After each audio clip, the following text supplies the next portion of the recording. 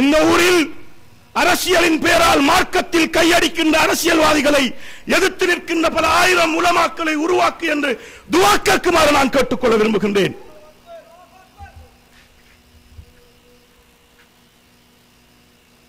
அன்புக்குரிய சகோதரர்களே, நாங்கள் மார்க்கத்தை விட்டுக் கொடுத்து விட்டு, குர்ஆனை சுன்னாவை விட்டுக் கொடுத்து விட்டு, எங்களுடைய சொந்த லாபங்களுக்காக, இந்த நகர சபையின் கதிரைக்காக, தவிசாளர் பதவிகளுக்காக மார்க்கத்தை விலை பேச மாட்டோம் என்பதனை இந்த மேடையிலே நான் சத்தியமாக சொல்லி வைக்க விரும்புகிறேன். அன்புக்குரிய சகோதரர்களே, அப்படி விலை பேசினால், அப்படி விட்டுக் கொடுத்தால் நீங்கள் எங்களுக்கு எதிராக கிளர்ந்தெடுங்கள்.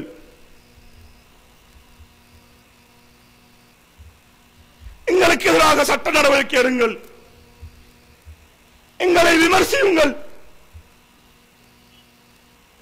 அன்புக்குரிய சகோதரர்களே, இந்த ஊரில் என்ன நடக்கிறது சிந்தித்து பாருங்கள். எங்களுடைய தேவைகளுக்காக இந்த மேடையில் ஏறி நிற்கிறோம். அல்ஹம்துலில்லாஹ், அறிவையும் ஆற்றலையும் அல்லாஹ் எங்களுக்கு தந்திருக்கிறான். பணம் சம்பாதிப்பது என்பது எங்களுக்கு மிகவும் இலகுவான காரியம்.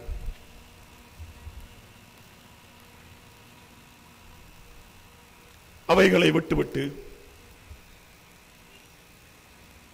எங்களுடைய குடும்பங்களின் பிரச்சனைகளை, அவஸ்தைகளை, கஷ்டங்களை தாங்கிக் கொண்டு, மனைவி மக்களின்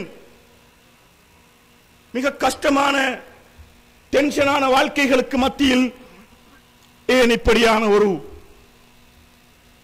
மிக அபாயகரமான ஒரு போராட்டத்தில் நாங்கள் இறங்கி இருக்கிறோம்? அன்புக்குரிய சகோதரர்களே, தயவு செய்து சிந்தித்து பாருங்கள்.